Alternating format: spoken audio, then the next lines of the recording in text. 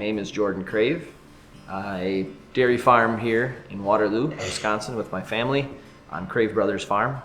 Crave Brothers is a family operation. We have a dairy farm. We milk about 1,900 cows. We raise all of our own young stock, our heifers, replacements. We also have integrated a cheese factory. We produce our own cheese.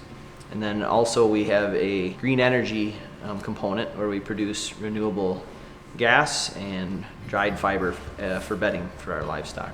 There's been different interpretations of conservation through the years, right? I mean, at one time, giving up the moldboard plow and going to a chisel plow was a huge step for people. So it's all relative to where you're at, and keep looking forward. Some of the practices we're implementing now currently are most definitely cover crops being a bigger, more recent addition. Also looking at more diversity. That's a big part of soil health, is just being diverse, and being a dairy farm gives us an opportunity to be more diverse with our rotation. Manure management has been a huge change for us, a big swing in the way we apply our manure to the soil. Really embracing no-till planting, planting green, and reduced tillage all across the board. Honestly, it was a big step forward when I was asked to come to the first Dodge County Healthy Soil, Healthy Water meeting.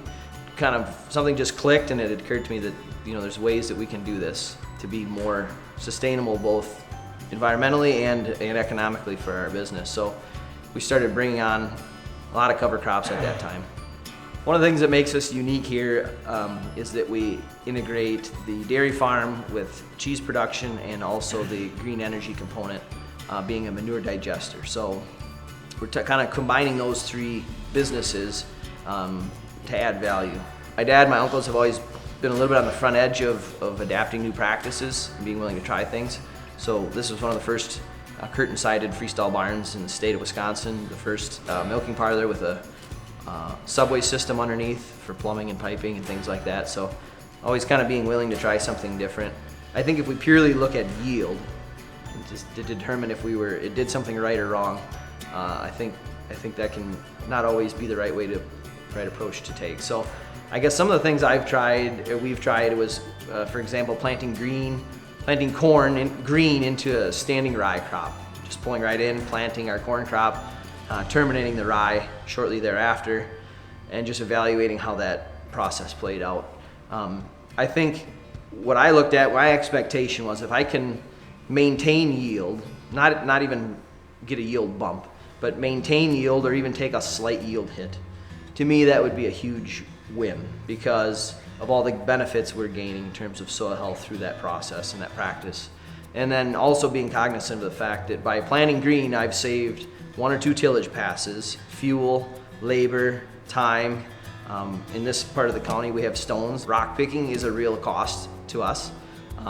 So by planting green into a rye cover crop and reducing all those inputs, as well as benefiting our soil, reducing erosion, soil loss has a real number too.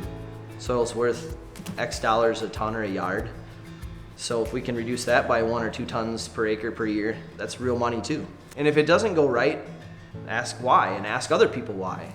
I was able to tap into some of the other members from the Dodge County Healthy Soil, Healthy Water group for help, people that have done it before, and get some tips to help make that first try more successful. You can hardly open up a magazine now, a farming publication, without having more than one article about soil health or conservation. So it's not a fad.